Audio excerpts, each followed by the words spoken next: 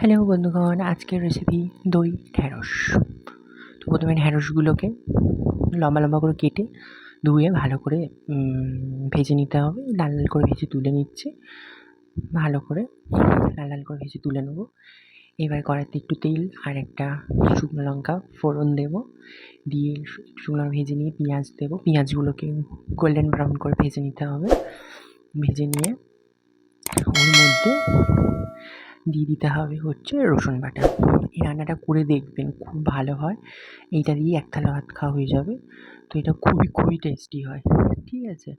তো এবার বাড়িতে ট্রাই করবেন, খুব টেস্ট হয়। এবার রসুন বাটাটা দিয়ে দিচ্ছি আর কি এক চামচ। আপনার যেরকম পরিমাণ অনুযায়ী করবেন, যতটা ঢ্যাঁড়স সেই অনুযায়ী রসুন পেঁয়াজ দেবেন। যেরকম ঝাল খান সেরকম লঙ্কাও দিতে পারেন, একটা দুটো বেশি।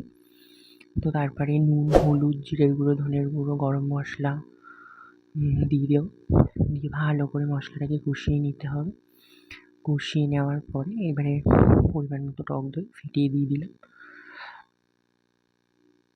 দেওয়ার পরে টক দইটাকে ভালো করে দিয়ে মিশিয়ে নিতে হবে মশলার সাথে। খুব ভালো করে মিশিয়ে নিয়ে একটু পরিমাণ মতো জল দিয়ে দিতে হবে। জল দেওয়ার পরে এটা ফুটে উঠবে, মশলাটা আর কি। ঝোলটা ফুটবে তখন আর কি ভেজে রাখা যে ঢ্যাঁড়সগুলো রয়েছে সেগুলো দিয়ে দিতে হবে এর মধ্যে। দিয়ে দেওয়ার পরে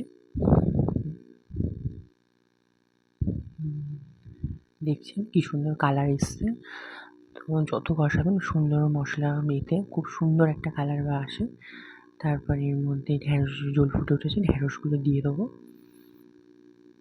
ঢ্যাঁড়সগুলো দিয়ে ভালো করে গ্রেভিটার সাথে ভালো করে মাখিয়ে নেব। একটু শুকনো হয়ে এলে তারপরে এটাকে একটা পাত্রে তুলে নেব। নিলেই রেডি খুব সুস্বাদু এবং টেস্টি দই ঢ্যাঁড়স। ভিডিওটা কেমন লাগলো অবশ্যই কমেন্টে জানাবেন। Thank you.